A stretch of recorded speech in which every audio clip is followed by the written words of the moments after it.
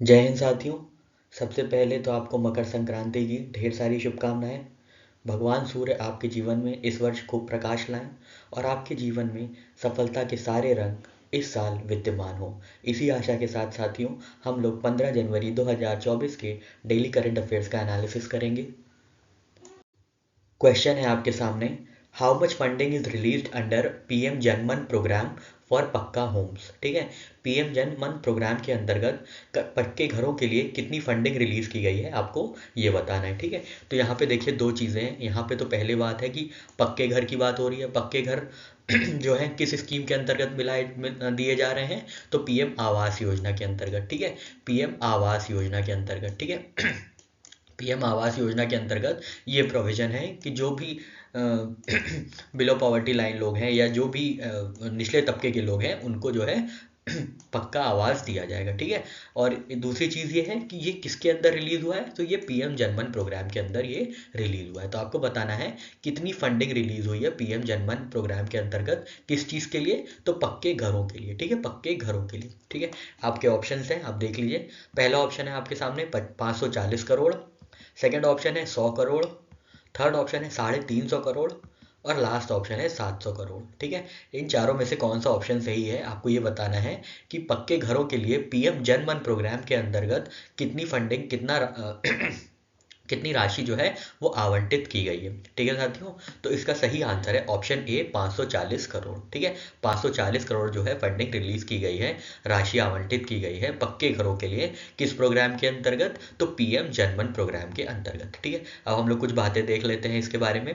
तो सबसे पहले आपको याद रखना है कि जो पीएम जनमन प्रोग्राम है ये किसके लिए है, ये पर्टिकुलरली वल्नरेबल ट्राइबल ग्रुप्स के लिए है। ठीक है, पीवीटीजीज के लिए, ध्यान दीजिएगा। ठीक है, पीवीटीजीज को अपलिफ्ट करने के लिए, उनको डेवलप करने के लिए, पर्टिकुलरली वल्नरेबल ट्राइबल ग्रुप्स को सपोर्ट करने के लिए, डेवलप करने के लिए क्या किया गया है, पीएम जनमन प्रोग्राम जो है लॉन्च किया गया था। ठीक है, ये अभी हम लोग आगे इसके बारे में देखेंगे। यहाँ पे हम लोग ये देखते हैं कि नरेंद्र मोदी साहब जो हमारे भारत के प्राइम मिनिस्टर साहब हैं, उन्होंने 540 करोड़ रुपए जो है रिलीज किया है। किसके लिए, प्रधानमंत्री आवास योजना ग्रामीण के लिए। ठीक है, प्रधानमंत्री आवास योजना ग्रामीण के लिए। तो अब आप सोच रहे होंगे कि ये जनमन पैकेज क्या है या आवास योजना के अंतर्गत ये क्यों दिया जा रहा है, तो इस सारी समस्याओं का निवारण आपको अगली स्लाइड में देखने को मिलेगा। ठीक है, यहाँ इस स्लाइड में आप ये देख लीजिए कि जो है 540 करोड़ रुपए जो है आवंटित किया गया है, रिलीज किया गया है पर्टिकुलरली वल्नरेबल ट्राइबल ग्रुप्स के पक्का घरों के लिए। ठीक है, पक्के होम्स के लिए जो है ये रिलीज किया गया है। किसके अंतर्गत, पीएम जनमन प्रोग्राम के अंतर्गत। ठीक है, ये देखिए पीएम जनमन प्रोग्राम जो है एक पैकेज है। ठीक है, ये पैकेज है, इसमें कई चीज़ें, सर्विसेज अवेलेबल हैं, जैसे स्कूल्स हैं, हॉस्टल्स हैं, हॉस्पिटल्स हैं, होम्स हैं। ठीक है, जैसे यहाँ पे ये आवास योजना ग्रामीण वाला कंपोनेंट है, तो ये एक पूरा पैकेज है पीएम जनमन के नाम से, जिनके अंतर्गत क्या होगा, 11 क्रिटिकल सर्विसेज जो हैं प्रधानमंत्री, पर्टिकुलरली वल्नरेबल ट्राइबल ग्रुप्स को डिलीवर की जाएंगी। ठीक है, 11 क्रिटिकल सर्विसेज। ठीक है, 11 क्रिटिकल सर्विसेज कौन कौन सी होंगी, सबसे पहले तो रोटी कपड़ा मकान तो हो गई। ठीक है, रोटी कपड़ा मकान मतलब कि मकान होगा। ठीक है, मकान होगा, स्कूलिंग होगी, हाउसिंग होगी। ठीक है, हाउसिंग होगी, स्कूलिंग होगी, एजुकेशन होगी, हॉस्पिटल होंगे, ये सब चीज़ें होंगी। ठीक है, तो अब हम लोग कुछ बातें जो है पीएम जनमन के बारे में देख लेंगे, क्योंकि ये स्कीम बहुत ही रिसेंट है और काफ़ी प्रोमिनेंट भी है। ठीक है, जिसकी वजह से ये एग्जाम में आने के चांसेस, इसकी प्रोबेबिलिटी हाई रहती है। ठीक है, सबसे पहले आप यहाँ पे ये देख लीजिएगा कि 540 करोड़ रुपए जो है आवंटित किया गया है, किस चीज़ के लिए, तो पक्के होम्स के लिए। ठीक है, पक्के घरों के लिए आवंटित किया गया है। ठीक है, हो सकता है आपको उल्टा क्वेश्चन पूछ लिया जाए कि 540 करोड़ रुपए किस सेगमेंट के लिए दिया गया है। ठीक है, फिर आपके सामने ऑप्शन होंगे, हॉस्पिटल के लिए दिया गया है कि हाउसिंग के लिए दिया गया है, कि एजुकेशन के लिए दिया गया है, कि इकोनॉमी बूस्ट के लिए दिया गया है। तो ये सब क्वेश्चन ऑप्शंस आपके सामने रह सकते हैं। ठीक है, तो आपको दोनों डायमेंशन समझ के चलना है कि ये जो 540 करोड़ दिया गया है, ये किसके लिए दिया गया है, ये पक्का होम्स के लिए दिया गया है, पक्का घरों के लिए प्रधानमंत्री आवास योजना ग्रामीण के अंतर्गत दिया गया है। किसको दिया गया है, पर्टिकुलरली वल्नरेबल ट्राइबल ग्रुप्स को दिया गया है। ठीक है, कौन सी स्कीम के अंदर, कौन से पैकेज के अंदर, तो पीएम जनमन पैकेज के अंदर। ठीक है, तो पीएम जनमन के बारे में हम लोग नेक्स्ट स्लाइड में बात करते हैं। यहाँ पे आप ध्यान दीजिएगा कि 540 करोड़ रुपए जो है आवंटित किए गए हैं पक्का होम्स के लिए। ठीक है, पक्का होम्स के लिए कितना पैसा दिया गया है, तो 540 करोड़। ठीक है, चलिए बढ़ते हैं और हम लोग पीएम जनमन के बारे में कुछ बातें देख लेते हैं। इस स्लाइड में हम लोग देखेंगे कि पीएम जनमन के बारे में क्या क्या इंपॉर्टेंट फीचर्स हैं या क्या क्या उसके ऑब्जेक्टिव्स हैं, उसकी फाइनेंसिंग कैसे होगी, उनकी इम्प्लीमेंटेशन कैसे होगी और उनका क्या स्कोप है पीएम जनमन स्कीम का। ठीक है, सबसे पहले तो ऑब्जेक्टिव ये याद रखिएगा कि ये किसके लिए है, ये पीवीटीजीज के लिए। ठीक है, ये पीवीटीजीज के अपलिफ्टमेंट के लिए किया गया है। ठीक है, पीवीटीजीज के अपलिफ्टमेंट के लिए देखिए यहाँ पे लिखा ना, improve quality of life, address discrimination and exclusion, recognize and value unique contributions of PVTGs. ठीक है, पर्टिकुलरली वल्नरेबल ट्राइबल ग्रुप्स। ठीक है, तो किसके लिए किसकी क्वालिटी ऑफ लाइफ इंप्रूव करने की बात हो रही है, तो पीवीटीजीज की बात हो रही है। ठीक है, कंफ्यूज नहीं होना है ट्राइबल ग्रुप्स में और पर्टिकुलरली वल्नरेबल ट्राइबल ग्रुप्स में। ठीक है, पर्टिकुलरली वल्नरेबल ट्राइबल ग्रुप्स की यहाँ पे बात हो रही है। ठीक है, यहाँ पे फाइनेंसिंग कैसे हो रही है, तो टोटल आउटले जो है स्कीम का वो है 24,000 करोड़ लगभग। ठीक है, 24,000 करोड़ है लगभग, जिसमें जो शेयरिंग है कॉस्ट सेंटर और स्टेट्स का कॉस्ट शेयरिंग है वो 64:36 है। ठीक है, थोड़ा सा टिपिकल है ये, लेकिन ध्यान दीजिएगा ये 50-50 60-40 वाला नहीं है, ये 64:36 है। ठीक है, मतलब अगर 100 रुपये की स्कीम है तो इसमें क्या होगा, इसमें 64 रुपये जो है, 64 रुपीज़ जो है वो सेंट्रल सेक्टर की सेंट्रल गवर्नमेंट देगी और 36 जो है वो स्टेट गवर्नमेंट प्रोवाइड करेगी। ठीक है, तो ये क्या है, ये कॉस्ट शेयरिंग स्कीम है। ठीक है, कॉस्ट शेयरिंग स्कीम है। ठीक है, मतलब सेंट्रली स्पॉन्सर्ड स्कीम है, सेंट्रल सेक्टर की स्कीम नहीं है। ठीक है, अब पीवीटीजीज की बात हो रही है तो इम्प्लीमेंटिंग अथॉरिटी कौन सी होगी, ट्राइबल अफेयर्स मिनिस्ट्री होगी। ठीक है, मिनिस्ट्री ऑफ ट्राइबल अफेयर्स होगी in collaboration with state government and PVTG communities. ठीक है, पीवीटीजी कम्युनिटीज। ठीक है, तो यहाँ पे हम लोग ने क्या चीज़ देखी, सबसे पहले तो ये देखा पीएम जनमन स्कीम देखी, फिर इनके ऑब्जेक्टिव्स देखे कि यहाँ पे क्या है, तो इनकी क्वालिटी ऑफ लाइफ को इम्प्रूव करना, प्रधानमंत्री पर्टिकुलरली वल्नरेबल ट्राइबल ग्रुप्स की जो क्वालिटी ऑफ लाइफ है उसको इम्प्रूव करना। पैसे कितने मिले, फाइनेंशियल आउटले कितना है, तो 24,000 करोड़ रुपए का फाइनेंशियल आउटले है। और ये शेयरिंग कैसे हो रही है, तो 64:36 के रेशियो में ये शेयर किया जा रहा है। ठीक है, 64:36 के रेशियो में ये शेयर किया जा रहा है। इम्प्लीमेंटिंग एजेंसी कौन सी है, तो ट्राइबल्स के बारे में बात हो रही है तो ministry of tribal affairs involve होगी। ठीक है, तो जो इम्प्लीमेंटिंग एजेंसी है, हेड अथॉरिटी है, वो मिनिस्ट्री ऑफ ट्राइबल अफेयर्स है in collaboration with state governments and PVTG communities. ठीक है, कॉम्पोजिशन यहाँ पे क्या क्या है, तो कुछ चीज़ें हैं सेंट्रल सेक्टर की और कुछ चीज़ें हैं सेंट्रली स्पॉन्सर्ड स्कीम्स। ठीक है, अब यहाँ पे जैसे हम लोग ने 11 इंटरवेंशन अभी देखेंगे तो उसमें कुछ चीज़ें होंगी जिसमें सेंट्रल गवर्नमेंट पूरा फुल फाइनेंस देगी और कुछ में सेंट्रल स्पॉन्सर्ड होंगी, कुछ में क्या है स्टेट गवर्नमेंट भी फाइनेंशियल बर्डन जो है बेयर करेंगे। ठीक है, इंटरवेंशन क्या है, यहाँ पे 11 क्रिटिकल इंटरवेंशन है, ध्यान दीजिएगा 11 क्रिटिकल इंटरवेंशन है, ओवरसीन बाय 9 लाइन मिनिस्ट्रीज। ठीक है, लाइन मिनिस्ट्रीज कितनी इन्वॉल्व है, तो 9 लाइन मिनिस्ट्रीज इन्वॉल्व है और जो इंटरवेंशन है वो कौन है, वो कितने हैं, 11 है। ठीक, वो 11 है। अब हम लोग इंटरवेंशन यहाँ पे देख लेते हैं, पूरा एक टेबल फॉर्म है जिससे आप जल्दी से इसको रिवाइज कर सकते हैं या देख सकते हैं। ठीक है, सबसे पहले तो हाउसिंग है, फिर कनेक्टिविटी है। ठीक है, कनेक्टिविटी मतलब रोड ब्रिज रेल ये सब, फिर ड्रिंकिंग वाटर सप्लाई है, फिर कम्युनिटी वाटर सप्लाई है, मतलब ये इंडिविजुअल टैप्स की बात कर रहा है और ये कम्युनिटी टैप्स की बात कर रहा है। ठीक है, बंधन विकास केंद्र है, ये फाइनेंशियल सेंटर है। ठीक है, फाइनेंशियल सर्विसेज सेंटर है। ठीक है, हॉस्टल फैसिलिटी है। ठीक है, वहाँ पे कोई भी स्कूल है उसके लिए पर्टिकुलर हॉस्टल रहेगा। ठीक है, हेल्थ इंफ्रास्ट्रक्चर है। ठीक है, एजुकेशन एंड ट्रेनिंग है, फिर इंफ्रास्ट्रक्चर है। ठीक है, फिर रिन्यूएबल एनर्जी है और फिर इलेक्ट्रिसिटी है। ठीक है, ये 11 इंटरवेंशन हैं, ध्यान दीजिएगा। ठीक है, सबसे पहले तो आप ये याद रखिएगा कितने इंटरवेंशन हैं, 11 इंटरवेंशन हैं, और हो सके तो थोड़ा बहुत दिमाग में ये रख लीजिएगा इन केस आपसे अगर थोड़ा सा डीपली एग्जाम में अगर पूछा जाता है कि कौन सा इंटरवेंशन इन्वॉल्व नहीं है, तो भी आपको पता होना चाहिए कौन सा इंटरवेंशन इसमें इन्वॉल्व नहीं है। ठीक है, कौन कौन से इन्वॉल्व है ये तो आपको पता ही होना चाहिए डेफिनेटली कि हाउसिंग है। ठीक है, देखिए मूलभूत चीज़ें तो होंगी, क्या क्या मूलभूत चीज़ें, हाउसिंग होगी। ठीक है, ड्रिंकिंग वाटर होगा, अब हाउस है तो ड्रिंकिंग वाटर चाहिए होगी। ठीक है, ड्रिंकिंग वाटर के बाद हेल्थ अच्छी होनी चाहिए, फिर एजुकेशन अच्छी होनी चाहिए। ठीक है, इंफ्रास्ट्रक्चर होना चाहिए, हाउस है उसके ऊपर रिन्यूएबल एनर्जी होनी चाहिए, हाउस के अंदर इलेक्ट्रिसिटी आनी चाहिए। ठीक है, ऐसे कर करके आप कुछ 4 चीज़ें। ठीक है, फिर हॉस्टल हाउसिंग में क्या होगा, हाउसिंग में पानी होगा। ठीक है, अब हाउस जिस मोहल्ले में होगा वहाँ पे भी पानी की सप्लाई होनी चाहिए। ठीक है, अब हाउस है आपका, वहाँ पे कनेक्टिविटी तो होनी चाहिए, तभी तो आपके घर पे आपके दोस्त मित्र यार अतिथि लोग पधारेंगे। ठीक है, तो कनेक्टिविटी वाले इंटरवेंशन है। ठीक है, बंधन विकास केंद्र ये क्या करेगा, आपके बैंक अकाउंट खोलेगा, आप पढ़ रहे हैं तो आपकी स्कॉलरशिप इसमें आएगी। ठीक है, आपकी सैलरी ऐसे आएगी इसमें। ठीक है, तो ये सब बातें आपकी जो भी जो भी सर्विसेज गवर्नमेंट सप्लाई कर रही है वो यहाँ पे मिलेगी आपको। हॉस्टल फैसिलिटी होगी, ठीक है। तो ये सब चीज़ें हैं 11 इंटरवेंशंस की, ठीक है। तो ये हम लोग ने देख लिया, housing, clean drinking water, health care, education, nutrition, road and telecommunications connectivity, sustainable livelihoods, trading in forest produce, solar power system, solar street lights etcetera, ठीक है। टारगेट ग्रुप कौन से हम लोग ने देखा, पर्टिकुलरली वल्नरेबल ट्राइबल ग्रुप्स हैं, ठीक है। पर्टिकुलरली वल्नरेबल ट्राइबल ग्रुप्स इनके टारगेट ग्रुप है। एनहांसमेंट हम लोग ने देख रखा है कि क्वालिटी ऑफ लाइफ को इम्प्रूव करना है, डिस्क्रिमिनेशन और एक्सक्लूजन को जो है एड्रेस करना है, ठीक है। और वैल्यू कंट्रीब्यूशन रिकॉग्नाइज करना है पीवीटीजीज का, कि जो जो वो कंट्रीब्यूट कर रहे हैं इकोनॉमी को, कैसे भी करके इकोनॉमी को, सोसाइटी को, उसको रिकॉग्नाइज करके उनको अवार्ड करना है, ठीक है। इम्प्लीमेंटेशन है विलेज इम्प्लीमेंटेशन है, ठीक है। विलेज जो है विलेज लेवल पे इम्प्लीमेंटेशन होगा, इनहेबिटेड बाय पीवीटीजीज, ठीक है। विलेज लेवल पे ये इम्प्लीमेंटेशन किया जाएगा, ठीक है। एक्सपेक्टेड इम्पैक्ट ये है कि इसकी इसकी वजह से जो है वेलबींग और क्वालिटी ऑफ लाइफ इंक्रीज होगी, पर्टिकुलरली वल्नरेबल ट्राइबल ग्रुप्स की, ठीक है।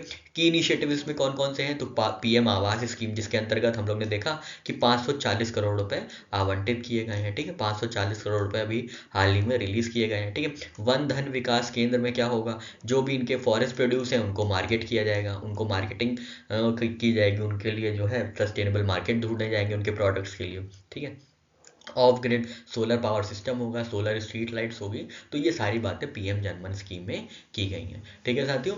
तो आपको ये देखना है कि ये जनमन स्कीम जो है ये पैकेज है पूरा एक, जिसमें हाउसिंग की बात हुई है, कनेक्टिविटी की बात हुई है, ठीक है। जैसे हाउसिंग में कौन है, हाउसिंग में पीएम आवास योजना का यूज़ किया जाएगा, कनेक्टिविटी में भारतमाला का प्रोग्राम का यूज़ किया जाएगा, ठीक है।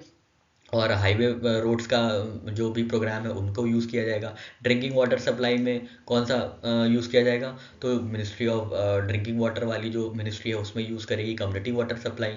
बंधन विकास केंद्र में जो फाइनेंशियल सर्विसेज हैं, सीएससीज हैं, वो इंक्लूड किए जाएंगे। हॉस्टल फैसिलिटी, हेल्थ इंफ्रास्ट्रक्चर में वो जो पीएम आयुष योजना है, पीएम आरोग्य योजना है, ये सब यूज़ किया जाएगा। एजुकेशन ट्रेनिंग में ये होगा कि एनईपी जो नेशनल एजुकेशन पॉलिसी नहीं आई है उसके अंतर्गत को शिक्षा दी जाएगी, ठीक है। इंफ्रास्ट्रक्चर में भी कुछ काम ऐसे होंगे, ठीक है। रिन्यूएबल एनर्जी में इंटरनेशनल सोलर अलायंस या और कुछ चीज़ें होंगी तो वो यूज़ की जाएंगी, ठीक है। इलेक्ट्रिसिटी में ऐसे ही सौभाग्य योजना होगी, वो यूज़ की जाएगी। तो ऐसे कर करके क्या है, पूरा जनमन एक पैकेज है जिसके अंतर्गत 11 इंटरवेंशंस हैं। 11 इंटरवेंशंस की लाइन मिनिस्ट्रीज हैं 9, वही ये पूरा जनमन पैकेज को डिलीवर करेंगी पर्टिकुलरली वल्नरेबल ट्राइबल ग्रुप्स के पास, ठीक है। और टोटल आउटले कितना है, टोटल आउटले है 24,000 करोड़ का, जिसमें कॉस्ट शेयरिंग है 64, कॉस्ट शेयरिंग जो रेशियो है वो है 64:36 का, ठीक है। 64:36 का, ठीक है साथियों। यहाँ पे हम लोग ने सारी बात कर ली पीएम जन मन स्कीम से रिलेटेड। अब इससे बाहर और कुछ नहीं पूछना चाहिए,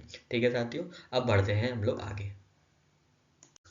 नेक्स्ट क्वेश्चन है आपके सामने, who recently became the first male player to participate in 150 T20 internationals, ठीक है।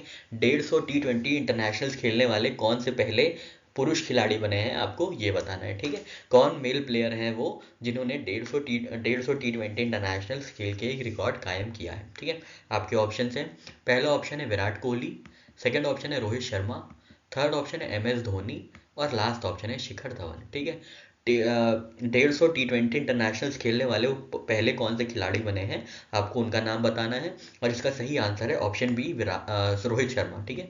रोहित शर्मा साहब जो हैं उन्होंने 150 इंटरनेशनल T20 इंटरनेशनल्स खेल के एक रिकॉर्ड रचा है, ठीक है। वो सबसे ज़्यादा 150 T20 इंटरनेशनल्स खेलने वाले पहले खिलाड़ी बन गए हैं, ठीक है। फर्स्ट मेल प्लेयर बने हैं, ठीक है। ये कारनामा उन्होंने किसके खिलाफ रचा है, तो ये कारनामा उन्होंने अफगानिस्तान के खिलाफ रचा है, ठीक है। आप देख रहे होंगे कि India versus Afghanistan T20 series हो रही है, ठीक है। तो अभी हाल ही में अफगानिस्तान से मैच हुआ था, जिसको खेलने के बाद रोहित शर्मा जो है 150 T20 इंटरनेशनल्स खेलने वाले पहले खिलाड़ी बन गए हैं, ठीक है। ध्यान दीजिएगा रोहित शर्मा है, ठीक है। और ये भी देखिएगा कि किसके खिलाफ बना है ये रिकॉर्ड, तो ये रिकॉर्ड बना है अफगानिस्तान के खिलाफ, ठीक है। उसके बाद सेकंड नंबर पे जो है वो है पॉल स्टर्लिंग आयरलैंड के, जिन्होंने 134 इंटरनेशनल्स खेले T20 इंटरनेशनल्स। और थर्ड पे है जॉर्ज डॉकरेल, ठीक है। ये भी आयरलैंड से हैं, जिन्होंने 128 T20 अपीयरेंसेस किए हैं, T20 इंटरनेशनल्स खेले हैं, ठीक है। ठीक है। तो याद रखिएगा, रोहित शर्मा 150 T20 इंटरनेशनल्स खेलने वाले पहले इंटरनेशनल खिलाड़ी बने हैं, ठीक है। और ये कारनामा उन्होंने अफगानिस्तान के खिलाफ रचा है। और दूसरे और तीसरे नंबर पे हैं आयरलैंड के ही खिलाड़ी। दूसरे नंबर पे हैं पॉल स्टिरलिंग, जिन्होंने 134 मैच खेले हैं। और थर्ड नंबर पे है जॉर्ज डॉकरल, जिन्होंने 128 T20 इंटरनेशनल मैच खेले हैं, ठीक है। तो ध्यान दीजिएगा, रोहित शर्मा साहब है, अफगानिस्तान के खिलाफ ये रिकॉर्ड बना है, ठीक है। चलिए बढ़ते हैं अपने नेक्स्ट करंट अफेयर की ओर। नेक्स्ट क्वेश्चन है आपके सामने, which sport is Shaun Marsh associated with, ठीक है। शॉन मार्श किस खेल से संबंधित है, आपको ये बताना है। आपके ऑप्शंस हैं, पहला ऑप्शन है सॉकर मतलब फुटबॉल, सेकंड ऑप्शन है क्रिकेट, थर्ड ऑप्शन है टेनिस और लास्ट ऑप्शन है बास्केटबॉल, ठीक है। इसका सही आंसर, अगर आप क्रिकेट देखते हैं तो आपको पता होगा, और नहीं देखते हैं तो आप पता चल जाएगा कि इसका सही आंसर है क्रिकेट, ठीक है। तो शॉन मार्श जो है ये ऑस्ट्रेलियन क्रिकेटर है, जिन्होंने अनाउंस किया है कि वो रिटायर हो जाएंगे, रिटायरमेंट ले लेंगे, ठीक है। तो ऑस्ट्रेलिया के हैं शॉन मार्श और हैं ये क्रिकेटर, ठीक है। ऑस्ट्रेलिया के हैं शॉन मार्श और क्या खेलते हैं, क्रिकेट खेलते हैं, ठीक है। तो 3 डायमेंशन इसमें देखने लायक है। सबसे पहले तो नेशनैलिटी, ऑस्ट्रेलिया के प्लेयर हैं, कौन प्लेयर हैं, शॉन मार्श, ठीक है। और कौन सा गेम खेलते हैं, तो क्रिकेट खेलते हैं, ठीक है, क्रिकेट खेलते हैं। उन्होंने क्या किया है, उन्होंने रिटायरमेंट अनाउंस किया है अपना, ठीक है, रिटायरमेंट अनाउंस किया है across all forms of sport, ठीक है। अक्रॉस ऑल फॉर्म मतलब टेस्ट में भी, T20 में भी और वनडे इंटरनेशनल में भी, मतलब 50 ओवर्स वाले मैच में, ठीक है। तो ऑस्ट्रेलिया के जो शॉन मार्श हैं वो किस खेल से संबंधित हैं, तो वो क्रिकेट से संबंधित हैं, ठीक है साथियों। चलिए बढ़ते हैं अपने नेक्स्ट करंट अफेयर की ओर। नेक्स्ट क्वेश्चन है आपके सामने, what is the range of अस्त्र मिसाइल, ठीक है। अभी हाल ही में अस्त्र मिसाइल को टेस्ट किया गया था, तो आपको बताना है अस्त्र मिसाइल की रेंज क्या है, ठीक है। आपके ऑप्शंस हैं, पहला ऑप्शन है up to 50 kilometres, second option है up to 75 kilometres, third option है एक्सीडिंग 100 किलोमीटर्स और लास्ट ऑप्शन है अप टू 150 किलोमीटर्स, ठीक है। तो अस्त्र मिसाइल की जो रेंज है जो पूछी गई है, इसमें सही आंसर है ऑप्शन सी, एक्सीडिंग 100 किलोमीटर्स, ठीक है। ये नहीं पता है कि अप टू 150 किलोमीटर्स है, बस ये पता है कि 100 किलोमीटर से ज़्यादा इनकी रेंज है, ठीक है। तो डी ऑप्शन इसलिए गलत हो जाता है और सी ऑप्शन इसलिए सही हो जाता है, ठीक है। अब हम लोग अस्त्र मिसाइल के बारे में कुछ बातें जान लेते हैं। तो अस्त्र मिसाइल जो है इसका टाइप क्या है, ये एयर टू एयर मिसाइल है, ठीक है, ना कि एयर टू लैंड या लैंड टू एयर या लैंड टू लैंड, ठीक है। तो ये beyond visual range air to air missile है, कौन सी, अस्त्र मिसाइल, ठीक है। ये कौन सी कैटेगरी में आती है, तो ये एयर टू एयर मिसाइल में आती है, बियॉन्ड विजुअल रेंज, ठीक है। डेवलप किसने किया है, DRDO ने डेवलप किया है, defence research and development organisation ने। और मैन्युफैक्चर किसने किया है, तो भारत डायनामिक्स लिमिटेड ने, ठीक है, इंडियन एयरफोर्स के लिए, ठीक है। रेंज क्या है इसकी, एक्सीडिंग 100 किलोमीटर्स और कैटेगरी कौन सी है, कैटेगरी है इसकी एयर टू एयर मिसाइल, ठीक है, एयर टू एयर मिसाइल है ये, ठीक है, beyond visual range air to air missile, ठीक है। एयर टू एयर मिसाइल का क्या मतलब है मतलब एयरफोर्स के जो हेलीकॉप्टर्स हैं या जो भी उनके फाइटर पायलट्स हैं, वहीं से ये लोग लॉन्च करेंगे और एयर में ही ये स्ट्राइक करेंगे, ठीक है, एयर में ही स्ट्राइक करेंगे, ठीक है। देखिए एक ये होगी एयर एयर, ठीक है। और लैंड टू एयर क्या हो गया, मान लीजिए ये लैंड है यहाँ पे और यहाँ पे कोई रॉकेट लॉन्चर है, तो यहाँ से लॉन्च किया और एयर में मारा किसी सैटेलाइट को, इनकमिंग सॉरी सैटेलाइट कह रहे इनकमिंग मिसाइल को इन्होंने ऐसे ध्वस्त किया, तो ये लैंड टू एयर हो गया। एयर टू एयर में ही मतलब एयर में ही मिसाइल दागी गई, एयर में ही मिसाइल दागी गई और एयर में ही आने वाली इनकमिंग मिसाइल्स को उन्होंने डिस्ट्रॉय कर दिया, तो ये एयर टू एयर हो गई। लैंड टू एयर आप समझ गए और यही एयर टू एयर है, ठीक है साथियों। आशा करते हैं चीज़ें क्लियर हुई होंगी। अस्त्र मिसाइल के बारे में कुछ डिटेल्स आप देख लीजिएगा, यहाँ पे अच्छे से टेबुलर फॉर्म में बना दिया गया है ताकि आपको जल्दी जल्दी कम टाइम में और ज़्यादा चीज़ें पता चल जाएँ, ठीक है साथियों। चलिए बढ़ते हैं अपने नेक्स्ट करंट अफेयर की ओर। नेक्स्ट क्वेश्चन है आपके सामने, who is ascending as new monarch in Denmark, ठीक है। तो नए मोनार्क कौन होंगे डेनमार्क के, आपको ये बताना है, ठीक है। अभी हम लोग ने कुछ दिन पहले ये डिस्कस किया था कि डेनमार्क में 52 साल के बाद 52 ईयर्स के बाद रीन करने के बाद जो है वहाँ की रानी स्टेप डाउन करेगी, ठीक है। तो आपको याद है उन रानी का नाम, ठीक है, हमने आपको क्या बताया था, मार्क कैसे हैं, तो मार्क है, मार्ग में है, ठीक है, मार्ग में मार्क है, ठीक है। तो मार्गरेट टू जो थी यहाँ की रानी थी, जिन्होंने 52 साल राज करने के बाद, 52 साल राज करने के बाद, 52 साल राज गद्दी पे बैठने के बाद इन्होंने स्टेप डाउन कर दिया है, ठीक है। तो उनका नाम क्या था, मार्गरेट टू, ठीक है। हम लोग ने देखा था, ये हमने आपको ट्रिक से बताया था कि मार्ग में क्या है, मार्क है, ठीक है। मार्क से क्या था, डेनमार्क, और मार्ग से क्या था, मार्गरेट टू, ठीक है। तो अब इनके बाद कौन नए मोनार्क बने हैं, आपको ये बताना है। आपके ऑप्शंस हैं, पहला ऑप्शन है queen Margrethe two, second option है किंग फ्रेडरिक 9, थर्ड ऑप्शन है किंग फ्रेडरिक 10 और लास्ट ऑप्शन है क्राउन प्रिंस क्रिश्चियन, ठीक है।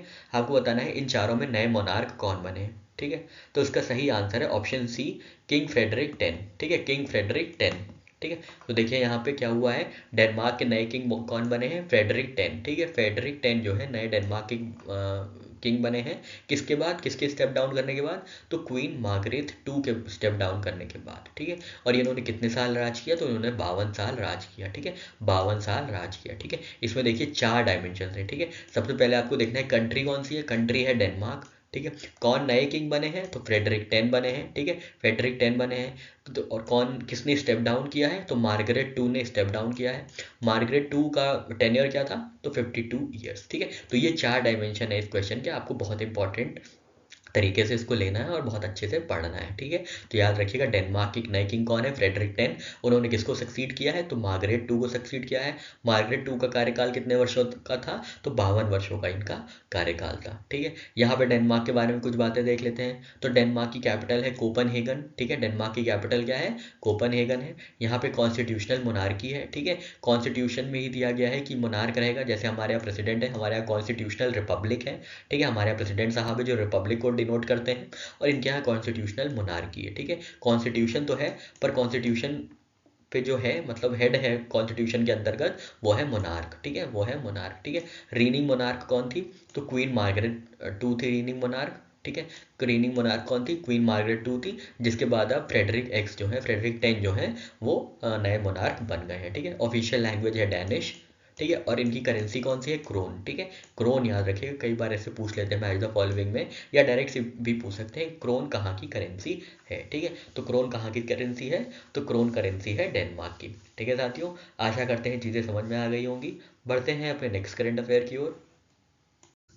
नेक्स्ट क्वेश्चन है आपके सामने साथियों, who are the authors of book Gandhi a life in 3 campaigns. ठीक है, तो एक किताब आई है Gandhi a life in 3 campaigns, उनके लेखक कौन है आपको ये बताना है। ठीक है, किसने लिखा है ये book Gandhi a life in 3 campaigns. आपके ऑप्शंस हैं, पहला ऑप्शन है MJ Akbar and Arundhati Roy.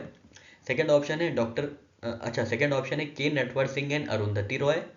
Third option है MJ अकबर एंड के नटवर सिंह। और फोर्थ ऑप्शन है के नटवर सिंह एंड शशि थरूर। ठीक है, इन चारों में से किसने बुक लिखी है Gandhi a life in 3 campaigns, तो इसका सही आंसर है साथियों ऑप्शन सी, MJ अकबर और के नटवर सिंह ने क्या लिखा है, नई बुक लिखी है जिसका नाम है Gandhi a life in 3 campaign. ध्यान दीजिएगा किसने लिखी है, तो लिखी है Gandhi a life in 3 campaigns लिखी है के नटवर सिंह ने और MJ अकबर ने। ठीक है, MJ अकबर ने और के नटवर सिंह ने। ठीक है, को ऑथर है के नटवर सिंह, और जो इनके मेन ऑथर है वो है MJ अकबर साहब। ठीक है, तो याद रखिएगा Gandhi a life in 3 campaigns जो है इन्होंने बुक लिखी है। ठीक है साथियों, आशा करते हैं चीज़ें समझ में आ गई होंगी, डायरेक्ट सा इन्फॉर्मेशन थी आपके लिए। अब बढ़ते हैं हम लोग नेक्स्ट करंट अफेयर की ओर। नेक्स्ट क्वेश्चन है आपके सामने, which Indian state is home to Pench tiger reserve recently recognised as India's inaugural dark sky park. ठीक है, तो किस स्टेट में पेंच टाइगर रिजर्व लाया करता है, होम है जहाँ पे पेंच टाइगर रिजर्व का जो कि बना है इंडिया का इनॉग्रल डार्क स्काई पार्क। ठीक है, तो यहाँ पे दो बातें ध्यान रखिएगा कि कौन सा जो रिजर्व है वो डार्क स्काई बार बना है, डार्क स्काई पार्क। ठीक है, डार्क स्काई पार्क कौन बना है, तो पेंच टाइगर रिजर्व बना है। सबसे पहले महत्वपूर्ण बात यह है कि जो पेंच टाइगर रिजर्व है वो इंडिया का पहला डार्क स्काई पार्क बना है। ठीक है, इंडिया का पहला डार्क स्काई पार्क बना है। अब आपको ये बताना है कि पेंच टाइगर रिजर्व जो है किस राज्य में स्थित है, आपको ये बताना है। आपके ऑप्शन हैं, पहला ऑप्शन है उत्तर प्रदेश, सेकंड ऑप्शन है महाराष्ट्र, थर्ड ऑप्शन है राजस्थान, और लास्ट ऑप्शन है कर्नाटका। ठीक है, इन चारों में से पेंच टाइगर रिजर्व किस स्टेट में स्थित है, किस राज्य में स्थित है, आपको ये बताना है। और ये भी देख लीजिए कि पेंच टाइगर रिजर्व क्यों न्यूज़ में है, क्योंकि वो इंडिया का पहला डार्क स्काई पार्क बना है। ठीक है, इंडिया का पहला डार्क स्काई पार्क बना है। ठीक है, तो अब आपका जो सही आंसर है कि पेंच टाइगर रिजर्व कहाँ पे स्थित है, तो इसका सही आंसर है ऑप्शन बी, महाराष्ट्र में। ठीक है, महाराष्ट्र में जो है पेंच टाइगर रिजर्व स्थित है। ठीक है, जहाँ पे जिसको स्टेटस मिला है इंडिया के पहले डार्क स्काई पार्क होने का, marking its position as 5th in Asia. ठीक है, इंडिया में पहला है और 5th है एशिया में। ठीक है, एशिया की भी रैंकिंग याद रखिएगा। ठीक है, एशिया में ये 5वां ऐसा टाइगर रिजर्व है जहाँ जिसको डार्क स्काई पार्क का डेजिग्नेशन दिया गया है। ठीक है, डार्क स्काई पार्क का। ठीक है, अब हम लोग कुछ पेंच टाइगर रिजर्व के बारे में देख लेते हैं। तो पेंच टाइगर रिजर्व जो है ये सतपुरा हिल्स में लोकेटेड है। ठीक है। और कुछ पार्ट इसका मध्य प्रदेश में आता है और कुछ पार्ट नागपुर डिस्ट्रिक्ट महाराष्ट्र में आता है, ठीक है, एज अ सेपरेट सेंचुरी। ठीक है, तो याद रखना है कि मध्य प्रदेश और महाराष्ट्र दोनों इसको शेयर करते हैं। ठीक है, किसको? पेंच टाइगर रिजर्व को। ठीक है, पेंच टाइगर रिजर्व को। ठीक है, पेंच टाइगर रिजर्व क्यों नाम पड़ा है? क्योंकि इसके अंदर एक नदी बहती है जिसका नाम है पेंच रिवर। ठीक है, जिसका नाम क्या है? पेंच रिवर। ठीक है, पेंच रिवर जो है अंदर बहती है इसके, इसलिए क्या है, इसलिए इसका नाम पेंच टाइगर रिजर्व पड़ गया है। ठीक है, इसके कंपोनेंट्स क्या है इसके अंदर और कौन क्या क्या चीज़ें हैं? तो इंद्र प्रियदर्शनी पेंच नेशनल पार्क है, पेंच मोगली सेंचुरी है और एक बफर है। ठीक है, इंदिरा प्रियदर्शनी पेंच नेशनल पार्क, पेंच मोगली सेंचुरी और एक बफर है। ठीक है, हिस्टोरिकल रेफरेंस क्या है? जो आप जानते हैं ना, रुडयार्ड किपलिंग की जो जंगल बुक है, जो रुडयार्ड किपलिंग की जंगल बुक है, वो इसी से इंस्पायर्ड है, पेंच टाइगर रिजर्व से इंस्पायर्ड है। ठीक है, रुडयार्ड किपलिंग की जो जंगल बुक है, जंगल बुक जिसका नाम है, वो किससे इंस्पायर्ड है? वो पेंच टाइगर रिजर्व से इंस्पायर्ड है। ठीक है, तो यहाँ पे हम लोगों ने देखा कि पेंच टाइगर रिजर्व को क्या किया गया है? डार्क स्काई पार्क का डेजिग्नेशन दिया गया है। ठीक है, ये इंडिया में ऐसा पहला डार्क स्काई पार्क है और एशिया में कौन सा है? एशिया में 5th नंबर पे है ये पार्क। ठीक है, मतलब 5th पार्क ऐसा है जिसको कि डार्क स्काई पार्क का डेजिग्नेशन दिया गया है। ठीक है, तो याद रखिएगा, पेन से डार्क कलर किए। ठीक है, पेन से क्या किए?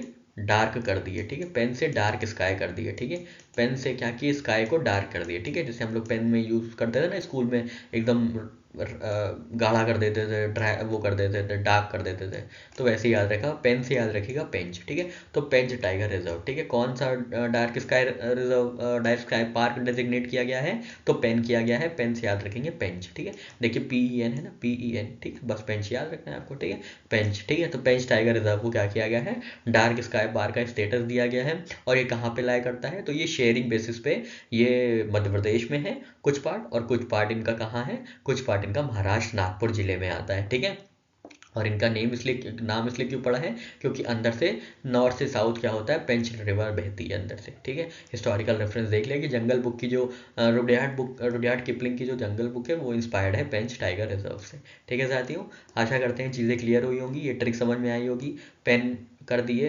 पेन से डार्क स्काई कर दिए, पेन से डार्क स्काई कर दिए।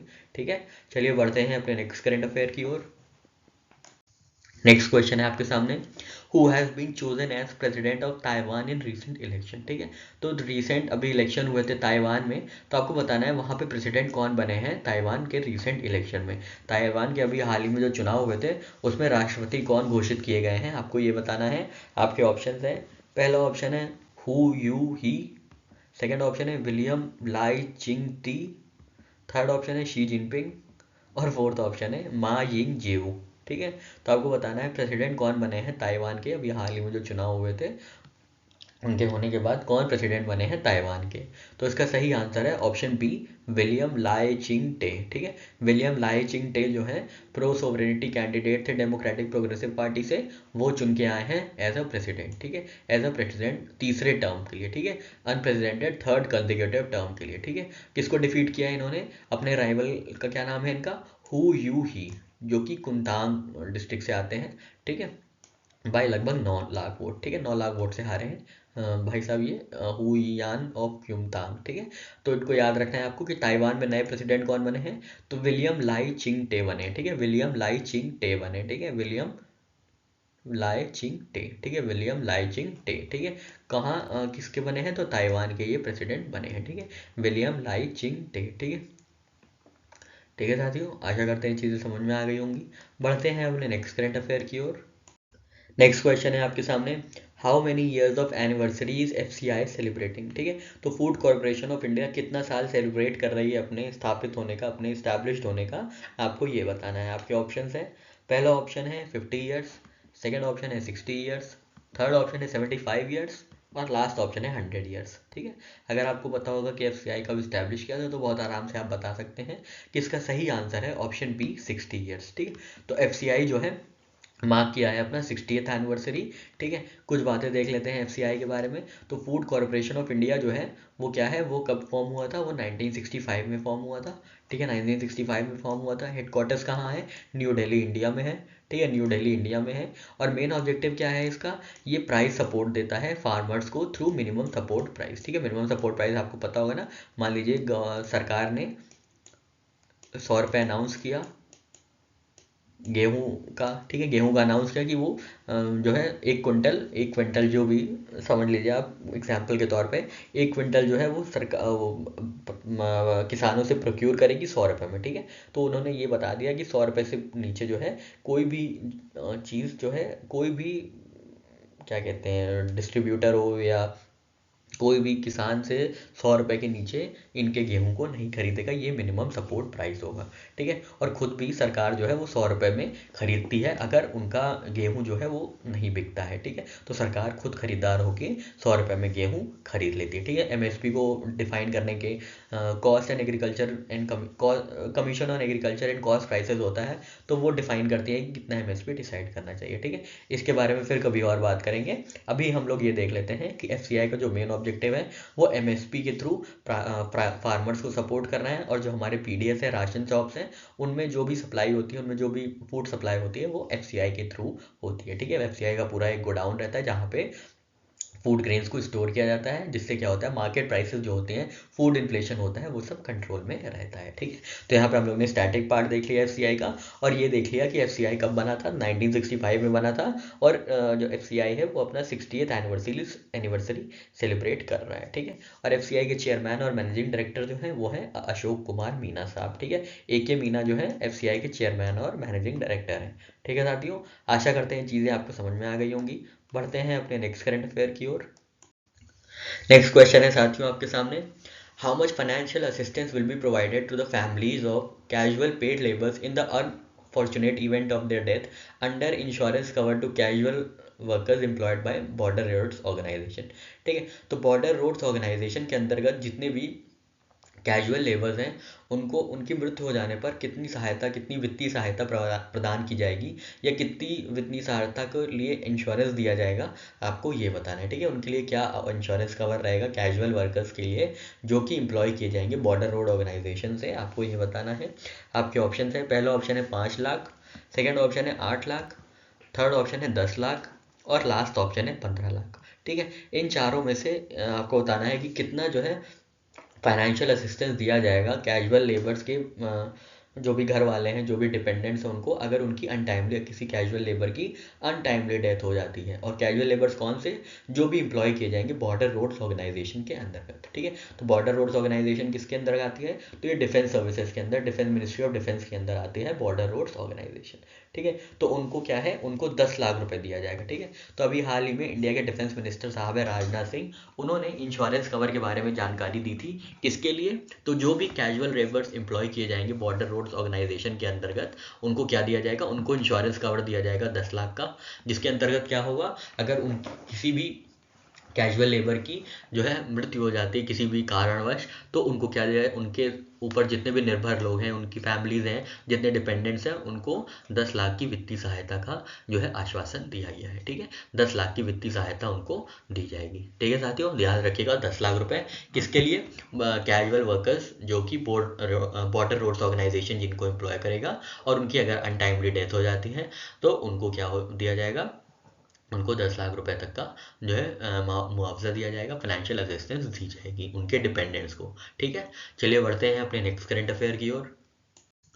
नेक्स्ट क्वेश्चन है साथियों आपके सामने, विच इंडियन स्टेट और यूनियन टेरिटरी सेलिब्रेटिंग पतंग उत्सव। ठीक है, तो पतंग उत्सव किस भारतीय राज्य या यूनियन टेरिटरी में सेलिब्रेट किया जा रहा है, आपको ये बताना है। ठीक है, आपके ऑप्शन हैं, पहला ऑप्शन है राजस्थान, सेकेंड ऑप्शन है दिल्ली, थर्ड ऑप्शन है गुजरात, और लास्ट ऑप्शन है उत्तर प्रदेश। ठीक है, तो पतंग उत्सव किस राज्य या किस यूनियन टेरिटरी में मनाया जा रहा है, आपका आपके लिए ये क्वेश्चन था, ये सवाल था, और इसका सही आंसर है ऑप्शन बी, दिल्ली में। ठीक है, तो दिल्ली के जो LG साहब हैं उन्होंने शुरू किया है पतंग उत्सव, 2 दिन का पतंग उत्सव होगा। ठीक है, तो दिल्ली सेलिब्रेट कर रहा है पतंग उत्सव। ठीक है, याद रखिएगा दिल्ली जो है यूनियन टेरिटरी है, और वहीं पे पतंग उत्सव जो है मनाया जा रहा है। ठीक है, चलिए बढ़ते हैं अपने नेक्स्ट करंट अफेयर की ओर।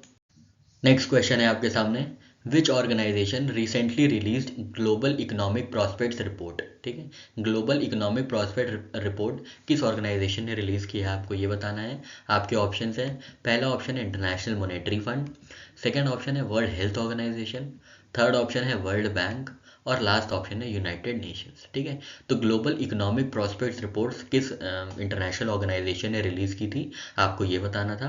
और इसका सही आंसर है ऑप्शन सी, वर्ल्ड बैंक। ठीक है, वर्ल्ड बैंक जो है रिलीज किया है ग्लोबल इकोनॉमिक प्रॉस्पेक्ट्स रिपोर्ट। ठीक है, ग्लोबल इकोनॉमिक प्रॉस्पेक्ट रिपोर्ट्स किसकी रिपोर्ट है, तो वर्ल्ड बैंक की रिपोर्ट है। ठीक है, वर्ल्ड बैंक की ये रिपोर्ट है, ध्यान दीजिएगा क्या नाम है, ग्लोबल इकोनॉमिक प्रॉस्पेक्ट्स रिपोर्ट। ठीक है, इकोनॉमिक प्रॉस्पेक्ट्स रिपोर्ट। ठीक है, इकोनॉमिक प्रॉस्पेक्ट्स रिपोर्ट किसकी रिपोर्ट है, तो ये वर्ल्ड बैंक की रिपोर्ट है, ध्यान दीजिएगा वर्ल्ड बैंक की ये रिपोर्ट है। ठीक है, इकोनॉमिक प्रॉस्पेक्ट्स। ठीक है, इकोनॉमिक प्रॉस्पेक्ट्स। ठीक है, इसको कैसे याद रखेंगे, बैंक लोग क्या करते हैं, तो बैंक लोग का सिर्फ एक ही मोटिव होता है, इकोनॉमिक प्रॉस्पेक्ट। ठीक है, इकोनॉमिक प्रॉस्पेक्ट। ठीक है, तो आप ऐसे थोड़ा सा दिमाग लगा सकते हैं, इनकेस कोई और कंफ्यूजिंग टर्म आ जाए तो आपको याद रहे कि बैंक लोग क्या करते हैं, तो बैंक लोग economic prospect report, economic prospect पे ध्यान देते हैं। ठीक है, और वर्ल्ड मतलब क्या होता है, वर्ल्ड मतलब होता है ग्लोबल। ठीक है, ग्लोबल। ठीक है, मान लीजिए आपसे न्यू डेवलपमेंट बैंक पूछ लिए, आपके ऑप्शंस दे दिए न्यू डेवलपमेंट बैंक। ठीक है, मान लीजिए ये जो ग्लोबल इकोनॉमिक प्रॉस्पेक्ट रिपोर्ट है, इसके ऑप्शन ये ना हो कि बस ये होते न्यू डेवलपमेंट बैंक, ठीक है, new development bank, Asian development bank, ठीक है, वर्ल्ड बैंक, और Asian infrastructure investment bank, AIIB। ठीक है, मान लीजिए ये चार ऑप्शन दिए जाते, तब आप कैसे करते, तब भी आपको ये याद रखना है कि बैंक, तो हमने बताया आपको कि बैंक का मतलब होता है इकोनॉमिक प्रॉस्पेक्ट्स। ठीक है, बैंक क्या करते हैं, इकोनॉमिक प्रॉस्पेक्ट्स देखते हैं। ठीक है, तो बैंक तो आपको पता चल गया, पर वर्ल्ड से कैसे याद, पर ग्लोबल से क्या याद रखेंगे, ग्लोबल मतलब होता है वर्ल्ड, तो वर्ल्ड बैंक इसकी जो है सही आंसर होगा। ठीक है, ग्लोबल से क्या मतलब है, वर्ल्ड, वर्ल्ड से क्या मतलब है, ग्लोबल। ठीक है, तो इस तरह आप कनेक्ट करके एकदम एक्यूरेसी, 100% एक्यूरेसी के साथ ये अटेम्प्ट कर सकते हैं। ठीक है, तो ग्लोबल इकोनॉमिक प्रॉस्पेक्ट रिपोर्ट किसकी रिपोर्ट है, वर्ल्ड बैंक की ये रिपोर्ट है। ठीक है, वर्ल्ड बैंक की ये रिपोर्ट है। तो यहाँ पे वर्ल्ड बैंक जो है, वो वर्ल्ड बैंक ग्रुप जो है उसमें 5 अलग अलग इंस्टीट्यूशंस हैं, तो आपको सबका ईयर ऑफ फॉर्मेशन देख लेना है, क्योंकि कई बार मैच द फॉलोइंग में ये पूछा गया है। ठीक है, तो सबसे पहले याद रखिएगा IBRD, international bank for reconstruction and development, जो है 1944 में ही आया था, ये वर्ल्ड बैंक के साथ ही आया था। ठीक है, वर्ल्ड बैंक की पहली ऑर्गन जो थी वो थी international bank for reconstruction and development. ठीक है, उसके बाद कौन सा आया, उसके बाद 1956 में इंटरनेशनल फाइनेंस कॉर्पोरेशन आया। ठीक है, तो ये प्राइवेट कॉर्पोरेशन जो होते हैं डेवलपिंग कंट्रीज के प्राइवेट कॉर्पोरेशंस को, उनको सपोर्ट करता है कौन, इंटरनेशनल फाइनेंस कॉर्पोरेशन। ठीक है, कब आया था, 1956 में आया था। उसके बाद कौन सा आया, उसके बाद 1960 में इंटरनेशनल डेवलपमेंट एसोसिएशन आया। ठीक है, इंटरनेशनल डेवलपमेंट एसोसिएशन कब आया, 1960 में आया। उसके बाद आया ICSID 1966 में। ICSID क्या है, यहाँ पे international centre for settlement of investment disputes. ठीक है, अगर इन्वेस्टमेंट से रिलेटेड कोई डिस्प्यूट होता है तो यहाँ पे आता है। ठीक है, अगर वर्ल्ड बैंक से रिलेटेड कोई भी इन्वेस्टमेंट डिस्प्यूट होता है किसी भी कंट्री का, तो वहाँ अपनी कोर्ट में ना जाके यहाँ पे उनका सेटलमेंट होता है। ठीक है, इसीलिए इंडिया इसका पार्ट नहीं है, क्योंकि इंडिया को लगता है कि ये जो है इंडिया की सोवरेनिटी ब्रीच कर रहा है। ठीक है, तो इंडिया सारी इन चारों का पार्ट है, पर international centre for settlement for of international disputes का पार्ट नहीं है। और लास्ट में है मल्टीलैटरल इन्वेस्टमेंट गारंटी एजेंसी। ठीक है, 1988 में ये आया था। ठीक है, IBRD कब आया था, international bank for reconstruction and development, 1944। फिर 1956 में इंटरनेशनल फाइनेंस कॉर्पोरेशन, फिर 1960 में इंटरनेशनल डेवलपमेंट एसोसिएशन, फिर 1966 में international centre for settlement of investment disputes, और लास्ट में मल्टीलैटरल इन्वेस्टमेंट गारंटी एजेंसी, जो कि 1988 में आया था। ठीक है, तो हम लोग ने वर्ल्ड बैंक से रिलेटेड हम लोग ने यहाँ पे सारी चीज़ें देखी, की अपॉइंटमेंट्स देख लिए, जो जो की अपॉइंटमेंट्स हैं, इनका इंस्टीट्यूशन देख लिया, इनका फॉर्मेशन देख लिया कौन से ईयर में हुआ था, इनकी रिपोर्ट्स देख ली पिछले वाले स्लाइड में, और इनका जो है ये पूरा आर्म देख लिया, इनके आर्म्स कितने हैं। ठीक है, इनके 5 अलग अलग ऑर्गन्स हैं, आर्म्स हैं, जो हम लोग ने देख लिए, और इनकी ईयर ऑफ फॉर्मेशन देख ली। ठीक है, चलिए बढ़ते हैं अपने नेक्स्ट करंट अफेयर की ओर। नेक्स्ट क्वेश्चन है आपके सामने, when will Indian meteorological department complete 150 years of presence. ठीक है, तो 150 साल अपने इंडियन मेट्रोलॉजिकल डिपार्टमेंट कब सेलिब्रेट करेगा, अपने इस्टेब्लिशमेंट के 150 साल। ठीक है, अपने इस्टेब्लिशमेंट के 150 साल इंडियन मेट्रोलॉजिकल डिपार्टमेंट कब सेलिब्रेट करेगा, आपको ये बताना है। आपके ऑप्शन हैं, पहला ऑप्शन है 15 जनवरी 2027, सेकेंड ऑप्शन है 15 जनवरी 2024, थर्ड ऑप्शन है 15 जनवरी 2025 और लास्ट ऑप्शन है 15 जनवरी 2026। ठीक है, तो इंडियन मेट्रोलॉजिकल डिपार्टमेंट जो है 150 साल अपने एस्टैब्लिशमेंट के कब सेलिब्रेट करेगा? तो इसका सही आंसर है ऑप्शन सी, 2025 में। ठीक है, 2025 में जो है इंडियन मेट्रोलॉजिकल डिपार्टमेंट सेलिब्रेट करेगा। ठीक है, आप ये बताइए इंडियन मेट्रोलॉजिकल डिपार्टमेंट कब स्टैब्लिश किया गया था और पहली बार इसका हेड ऑफिस क्या डिसाइड किया गया था? ठीक है, हेडक्वार्टर्स इसका क्या था और ये कब स्टैब्लिश किया गया था? ठीक है, आपको कमेंट सेक्शन में ये बताना है। ठीक है, तो जो इंडियन मेट्रोलॉजिकल डिपार्टमेंट है क्या काम करता है? ये वेदर सर्विसेज प्रोवाइड करता है। ठीक है, वेदर रिलेटेड सर्विसेज जो होती हैं, वेदर रिलेटेड जो भी प्रोडिक्शंस होते हैं वो देते हैं, वो प्रोवाइड करते हैं इंडियन मेट्रोलॉजिकल डिपार्टमेंट। और इनके इस्टेब्लिशमेंट का 150 साल हो जाएगा, 150 ईयर्स ऑफ इस्टेब्लिशमेंट ऑन 15 जनवरी 2025। ठीक है, तो 2025 में ये अपने 150 साल कंप्लीट कर लेंगे। ठीक है, 150 साल कंप्लीट कर लेंगे। ठीक है, ये किसके अंदर आते हैं? तो ये मिनिस्ट्री ऑफ अर्थ साइंसेज के अंदर आता है, गवर्नमेंट ऑफ इंडिया। ठीक है, इंडियन मेट्रोलॉजिकल डिपार्टमेंट किसके अंदर आता है? तो मिनिस्ट्री ऑफ अर्थ साइंसेज के अंदर। कंफ्यूज नहीं होइएगा, Ministry of Science and Technology से। ठीक है, ये किसके अंदर आता है मेट्रोलॉजिकल डिपार्टमेंट? तो अर्थ साइंसेज के अंदर ये आता है। ठीक है, मिनिस्ट्री ऑफ अर्थ साइंसेज के अंदर ये आता है। ठीक है, और 2025 में ये सेलिब्रेट किया जाएगा। ठीक है, और कोई भी अच्छा बच्चा होगा, कोई भी अच्छा स्टूडेंट होगा, वो हमें कॉमेंट सेक्शन में जरूर बताएगा कि इंडियन मेट्रोलॉजिकल डिपार्टमेंट कब स्टैब्लिश किया गया था और इसका हेडक्वार्टर कहाँ था। ठीक है, जो बताएगा वही अच्छा बच्चा नहीं है, आप सब लोग अच्छे बच्चे हैं, और जो इनकी कमेंट को पढ़ेगा वो भी अच्छा बच्चा हो जाएगा। ठीक है, तो आप लोग थोड़ा सा पार्टिसिपेशन दिखाइएगा, हमें भी अच्छा लगेगा, आप लोगों को भी अच्छा लगेगा। ठीक है, चलिए बढ़ते हैं अपने नेक्स्ट करंट अफेयर की ओर। नेक्स्ट क्वेश्चन है आपके सामने, काफ़ी इंपॉर्टेंट क्वेश्चन है।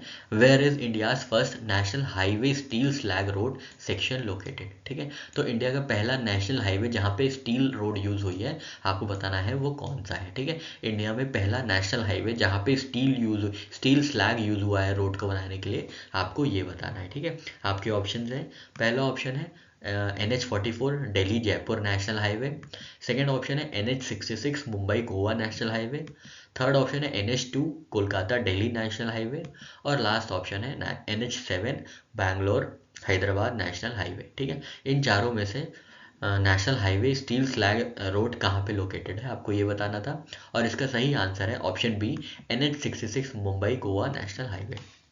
ठीक है, तो अभी हाल ही में क्या हुआ है, इंडिया का पहला national highway steel slag road आया है, जो कि कहाँ पे लोकेटेड है, किस सेक्शन में है? तो ये NH66 Mumbai Goa national highway पे है। ठीक है, जो स्टील स्लैग की रोड है वो किस सेक्शन में है? तो वो NH66 Mumbai Goa national highway के सेक्शन में इंक्लूडेड है, उसमें बनी हुई है। किससे? स्टील स्लैग रोड है। ठीक है, स्टील स्लैग रोड है, कहाँ पे है? तो मुंबई गोवा नेशनल हाईवे में है, NH66 में है। ठीक है, इसको बनाया किसने है? तो it is developed by CSIR, central road research institute. ठीक है, central for scientific and industrial research plus central road research institute ने मिलकर बनाया है in collaboration with union ministry of steel. ठीक है, तो स्टील यूज़ हुई है, स्टील के स्लैग्स जो होते हैं वो यूज़ किए गए हैं रोड को बनाने में। ठीक है, जिससे जो है मैकेनिकल प्रॉपर्टीज उसकी सुपीरियर हो जाएंगी, अच्छी हो जाएंगी। ठीक है, रोड की। ठीक है, तो ध्यान देना है कि NH66 Mumbai Goa national highway में ये सेक्शन है जहाँ पे स्टील स्लैग रोड बनाई गई है। ठीक है, स्टील स्लैग रोड का जो एक कंपोनेंट है वो यूज़ किया गया है। ठीक है, स्टील स्लैग यूज़ किया गया है कहाँ पे? NH66 Mumbai Goa national highway में। ठीक है, काफ़ी इंपॉर्टेंट है, ध्यान रखिएगा। ठीक है, अब बढ़ते हैं हम लोग अपने नेक्स्ट करंट अफेयर की ओर। नेक्स्ट क्वेश्चन है आपके सामने, what does operation Amrit in Kerala aim to prevent? ठीक है, ऑपरेशन अमृत जो है केरला का, वो किसके लिए बना है, उसका ऑब्जेक्टिव क्या है, उसका एम क्या है, आपको ये बताना है। ठीक है, आपके ऑप्शन हैं, पहला ऑप्शन है ओवर यूज़ ऑफ एंटीबायोटिक्स। क्या हुआ है? ओवर यूज एंटीबायोटिक्स का ओवर यूज रोकने के लिए अमृत ऑपरेशंस लॉन्च किए गए हैं।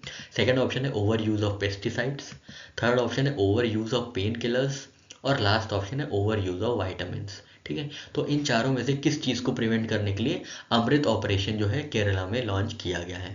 और इसका सही आंसर है option A, over use of antibiotics. ठीक है, तो केरला ड्रग कंट्रोल डिपार्टमेंट ने लॉन्च किया है operation Amrit to prevent over use of antibiotics in state. ठीक है, तो ए से ही एंटीबायोटिक और ए से ही अमृत। ठीक है, और आपसे ये भी पूछा जा सकता है कि ऑपरेशन अमृत किस स्टेट का इनिशिएटिव है? ठीक है, तो आप याद रखेंगे केरला का इनिशिएटिव है। ठीक है, केरला का इनिशिएटिव है। किसका इनिशिएटिव है? केरल का इनिशिएटिव है, ठीक है, केरल का इनिशिएटिव है। ये क्या करेगा? ये ओवर द काउंटर जो एंटीबायोटिक्स की सेल होती हैं उनको रोकेगा, ठीक है। तो याद रखिएगा ऑपरेशन अमृत किस लिए? ए से अमृत और ए से ही एंटीबायोटिक्स। और ये कहाँ से रिलेटेड है, किस स्टेट का इनिशिएटिव है? तो ये केरला स्टेट का इनिशिएटिव है, ठीक है, केरला स्टेट का ये इनिशिएटिव, ठीक है साथियों, ध्यान रखिएगा। और ये ट्रिक से हमको लगता है कि आपको ये ज़्यादा दिनों तक ध्यान में रहेगा, और अगर एग्जाम में पूछा जाता है तो आप 100% एक्यूरेसी के साथ अटेम्प्ट कर सकते हैं, ठीक है साथियों। चलिए बढ़ते हैं अपने नेक्स्ट करंट अफेयर की ओर। नेक्स्ट क्वेश्चन है आपके सामने, which country accused Israel of violating genocide convention at international court of justice, ठीक है। तो किस कंट्री ने इजराइल को अक्यूज किया है, उनके ऊपर इल्ज़ाम लगाया है जीनोसाइड कन्वेंशन को वायलेट करने का इंटरनेशनल कोर्ट ऑफ जस्टिस में, ठीक है। किस कंट्री ने अक्यूज किया है इजराइल को, किसके लिए? जीनोसाइड कन्वेंशन को वायलेट करने के लिए, कहाँ पे? इंटरनेशनल कोर्ट ऑफ जस्टिस में, ठीक है साथियों। आशा करते हैं पूरा क्वेश्चन क्लियर हुआ होगा। अब हम लोग अपने ऑप्शन देख लेते हैं। तो आपके ऑप्शन हैं, पहला ऑप्शन है इंडिया, सेकेंड ऑप्शन है साउथ अफ्रीका, थर्ड ऑप्शन है यूनाइटेड स्टेट्स, और लास्ट ऑप्शन है ब्राज़ील, ठीक है। इन चारों में से किस कंट्री ने इजराइल को अक्यूज किया है जीनोसाइड कन्वेंशन को वायलेट करने के लिए, कहाँ पे? इंटरनेशनल कोर्ट ऑफ जस्टिस में, ठीक है साथियों। तो इसका सही आंसर है ऑप्शन बी, साउथ अफ्रीका ने, ठीक है। साउथ अफ्रीका ने क्या किया है? साउथ अफ्रीका ने इजराइल को अक्यूज किया है किस चीज़ के लिए? जीनोसाइड कन्वेंशन को वायलेट करने के लिए, कि कहाँ पे? इंटरनेशनल कोर्ट ऑफ जस्टिस में, ठीक है। इंटरनेशनल कोर्ट ऑफ जस्टिस जो कि यूएन की जुडिशियल ब्रांच है, वहाँ पे क्या गया है, यहाँ वहाँ पे मुद्दा गया था, जो अभी इजराइल और हमास का मुद्दा चल रहा है वो वहाँ पे गया था, जहाँ पे साउथ अफ्रीका ने ये प्रस्ताव पारित किया है कि जो इजराइल है वो जीनोसाइड कन्वेंशन को वायलेट कर रहा है, ठीक है, वो नरसंहार कर रहा है, उसका जो भी जीनोसाइड कन्वेंशन था उसको, उसके जो प्रोटोकॉल्स हैं, उसके जो डिक्टेट्स हैं उनको फॉलो नहीं कर रहा है और नरसंहार कर रहा है, ठीक है साथियों। आशा करते हैं चीज़ें समझ में आ गई होंगी। अब यहाँ पे देख लीजिए कि ये जो ट्रीटी थी, ये जीनोसाइड वाली ट्रीटी है, इसका नाम है convention on the prevention and punishment of crime of genocide, ठीक है। तो इसको वायलेट करने का जो इल्ज़ाम लगाया है वो किस पे लगाया है? तो वो इसराइल पे लगाया है, किसने? साउथ अफ्रीका ने, ठीक है, साउथ अफ्रीका ने ये किया है, ठीक है, साउथ अफ्रीका ने किया है, ठीक है साथियों। आशा करते हैं चीज़ें समझ में आ गई होंगी। यहाँ पे हम लोग कुछ बातें इंटरनेशनल कोर्ट ऑफ जस्टिस से रिलेटेड देख लेते हैं, ताकि हम लोग का स्टैटिक और करेंट पोर्शन दोनों कवर हो जाए। तो इंटरनेशनल कोर्ट ऑफ जस्टिस को साथियों किस नाम से जाना जाता है? वर्ल्ड कोर्ट के नाम से जाना जाता है, ठीक है। वर्ल्ड कोर्ट के नाम से किसको जाना जाता है? इंटरनेशनल कोर्ट ऑफ जस्टिस को, ठीक है। कब बना था? तो यूनाइटेड नेशंस के फॉर्मेशन के ही टाइम 1946 में इसका भी फॉर्मेशन हुआ था, ठीक है, ताकि जितने भी मुद्दे हैं, जितने भी लीगल मुद्दे हैं स्टेट्स के बीच, वो सॉल्व किए जा सके, ठीक है, ताकि कोई भी फ्रिक्शन ना हो, कोई भी वॉर ना हो, और जो भी चीज़ें हैं, जो भी लीगल इश्यूज हैं बिटवीन स्टेट्स, उनको अमाइकेबली, उनको बहुत ही सौहार्दपूर्ण तरीके से उनको निपटा जा सके उनसे, ठीक है। लोकेशन क्या है? तो लोकेशन है इसकी द हेग, नीदरलैंड्स, ठीक है। द हेग नीदरलैंड्स में जो है इंटरनेशनल कोर्ट ऑफ जस्टिस स्थित है, ठीक है। पार्ट किसका है? यूनाइटेड नेशंस का पार्ट है। ऑफिशियल लैंग्वेज कौन सी है? इंग्लिश और फ्रेंच, ठीक है, इंग्लिश और फ्रेंच यहाँ की ऑफिशियल लैंग्वेज है, ठीक है। कॉम्पोजिशन क्या है? तो 15 जजेस इलेक्ट होते हैं, ठीक है। इंटरनेशनल कोर्ट ऑफ जस्टिस में कितने जजेस होते हैं? 15 जजेस होते हैं, कितने टर्म के लिए? तो 9 साल के लिए, ठीक है। एक जो इलेक्ट हो गए जज, वो 9 साल तक वहीं पे रहते हैं, अनलेस वो कोई ऐसा विभत्स कार्य कर दिए हो कि इनको अपदस्थ किया जा सके, कि उनको उस पोस्ट से हटाया जा सके, ठीक है। तो ऐसा कोई काम खैर करता नहीं है, ठीक है। तो 15 जजेस इलेक्ट होते हैं 9 ईयर टर्म्स के लिए, ठीक है। कौन इलेक्ट करता है? तो यूनाइटेड नेशंस जनरल असेंबली करती है और सिक्योरिटी काउंसिल करती है, ठीक है। यूएन जनरल असेंबली करती है और सिक्योरिटी काउंसिल करती है, ठीक है। और जो ये 15 जजेस हैं, ये अलग अलग कंट्री से आते हैं, ठीक है। ऐसा नहीं होता कि कोई भी 2 जज या 3 जज एक ही कंट्री से हो, ठीक है, कोई भी ऐसा नहीं होता, सिर्फ एक ही जज जो है वो एक कंट्री को रिप्रेजेंट करेगा, ठीक है। तो 15 कंट्रीज हैं, 15 जजेस होते हैं, तो 15 कंट्रीज को ये लोग रिप्रेजेंट करते हैं, ठीक है। तो खैर वो लोग कंट्री के नहीं रह जाते हैं उसके बाद तो वो लोग इंटरनेशनल ज्यूरिस्ट हो जाते हैं, ठीक है, लेकिन उनकी नेशनैलिटी जो है, एक कंट्री से एक ही जज को अपॉइंट किया जाता है, ठीक है। तो नो टू जजेस can be from the same country, ठीक है, नो टू जजेस can be from the same country, ठीक है। हम लोग ने ये देख लिया। फंक्शन क्या होते हैं? लीगल डिस्प्यूट सेटल करते हैं, ठीक है, between states in according with international law, ठीक है। इंटरनेशनल लॉ के अंतर्गत जितने भी कानून बने हुए हैं, उनको आधार बनाते हुए क्या किया जाता है? राज्यों के बीच, मतलब यहाँ पे राज्य मतलब स्टेट्स, इंटरनेशनल स्टेट्स जो होते हैं उनकी बात हो रही है। तो जितने भी स्टेट्स होते हैं, जितनी भी कंट्रीज होती हैं, देश होते हैं, उनके बीच क्या करता है, मध्यस्थता करता है, लीगल डिस्प्यूट्स को सेटल करा जाता है, ठीक है। और एडवाइजरी ओपिनियंस भी देता है, ठीक है। किसी को एडवाइजरी ओपिनियन चाहिए किसी से रिलेटेड ऑन लीगल क्वेश्चंस, तो वो यूनाइटेड नेशंस को जो भी यूनाइटेड नेशंस के पास आती हैं वो इंटरनेशनल कोर्ट ऑफ जस्टिस को क्या कर सकता है, कोई भी मुद्दा बता सकता है। जैसे कश्मीर का मुद्दा है, तो यूएन के पास ये मुद्दा जब जाता है तो वो यूएन क्या कर सकता है, UN international court of justice को भेज सकता है उनकी एडवाइजरी ओपिनियन के लिए, ठीक है। आप ये याद रखिएगा, ये कोई क्रिमिनल कोर्ट नहीं है, ये एक तरीके का सिविल कोर्ट है, ठीक है, क्रिमिनल कोर्ट नहीं है। और जो इंडिविजुअल्स होते हैं उनको क्राइम अगेंस्ट ह्यूमैनिटी के लिए नहीं ट्राई किया जा सकता है, ठीक है। क्राइम अगेंस्ट ह्यूमैनिटी या वॉर क्राइम्स के लिए उनको क्या नहीं किया जा सकता है, उनको ट्रीट नहीं किया जा सकता है, ठीक है। तो और बस ये किया जा सकता है कि स्टेट्स जो है उनको दोषी साबित किया जा सकता है, ठीक है, स्टेट्स को साबित किया जा सकता है। यहाँ पे इंडिविजुअलिटी का ट्रायल नहीं होता है, इंडिविजुअल्स का ट्रायल नहीं होता है, ठीक है। जो भी कंट्रीज यूनाइटेड नेशंस का पार्ट है, वही कंट्रीज जो है आईसीजे मतलब इंटरनेशनल कोर्ट ऑफ जस्टिस के बिफोर प्लीड कर सकती हैं, ठीक है। जो भी कंट्रीज यूनाइटेड नेशंस का पार्ट है वही इंटरनेशनल कोर्ट ऑफ जस्टिस का दरवाज़ा खटखटा सकती हैं, ठीक है। आईसीजी के जो भी डिसीजन है वो बाइंडिंग है, ठीक है, ध्यान दीजिएगा, बाइंडिंग है, ठीक है। अगर आईसीजी ने कोई डिसीजन दे दिया तो वो मानना ही पड़ेगा, वो मान्य है, सर्वमान्य है, ठीक है। तो बाइंडिंग डिसीजन है, याद रखिएगा। हालांकि बहुत वायलेट हुए हैं, ये अलग बात है, लेकिन जो भी स्टैचू होती है इनकी, मतलब जो भी इनका चार्टर है उसमें यही लिखा है कि जो भी डिसीजन दिए जाएंगे, जो भी डिसीजन डिलीवर किए जाएंगे इंटरनेशनल कोर्ट ऑफ जस्टिस की तरफ से, वो बाइंडिंग होंगे जो भी पार्टीज होंगी डिस्प्यूट में, ठीक है। और इन्होंने अभी तक लगभग 150 जजमेंट्स और 27 एडवाइजरी ओपिनियंस अपनी डिलीवर की है, ठीक है। तो खैर ये इतना इंपॉर्टेंट नहीं है, इंपॉर्टेंट ये है कि आप ये याद रखिएगा कि इनकी जो रूलिंग्स होती हैं, इनके जो भी जजमेंट्स होते हैं वो बाइंडिंग होते हैं, ठीक है। ये इंडिविजुअल्स को ट्राई नहीं कर सकते हैं, ये क्रिमिनल कोर्ट नहीं है, ये सिविल कोर्ट है, ठीक है। एडवाइजरी ओपिनियन शेयर कर सकते हैं, लीगल डिस्प्यूट्स को सॉल्व करते हैं।